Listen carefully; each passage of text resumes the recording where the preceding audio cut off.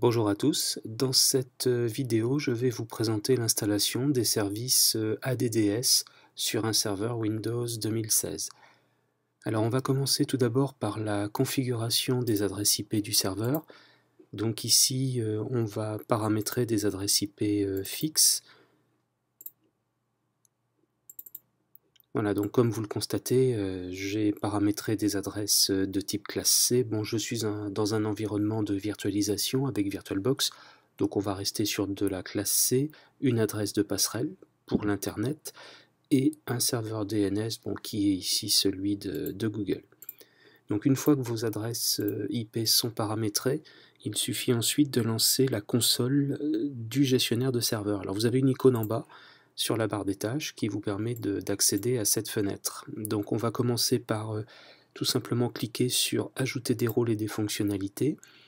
On va rester sur l'installation des rôles, le bouton suivant. On fait attention de bien sélectionner le serveur en question. Et donc là vous avez une liste des différents rôles possibles. Alors nous on va sélectionner le rôle service ADDS. Donc ce rôle va s'installer avec des fonctionnalités supplémentaires qui sont requises, donc on va bien évidemment les ajouter. Le bouton suivant, plusieurs fois, pour lancer l'assistant.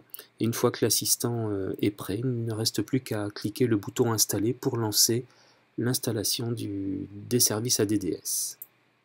Voilà, l'installation démarre, il faut attendre quelques instants.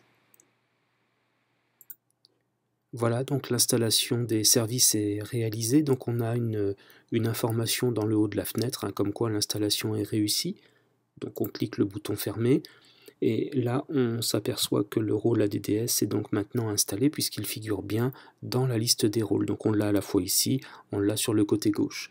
Alors par contre on constate également qu'un petit triangle jaune est apparu dans le haut de la fenêtre gestionnaire de serveur. Alors c'est un petit triangle d'avertissement qui nous informe de l'installation de la fonctionnalité. Par contre, ce n'est pas suffisant, puisque quand on installe les services ADDS, il est nécessaire ensuite de promouvoir le serveur en un contrôleur de domaine. Donc dans un premier temps, on a fait l'installation des services ADDS, mais il va maintenant falloir passer sur l'étape de promotion du serveur. Donc cette étape, je vous l'explique dans la vidéo suivante.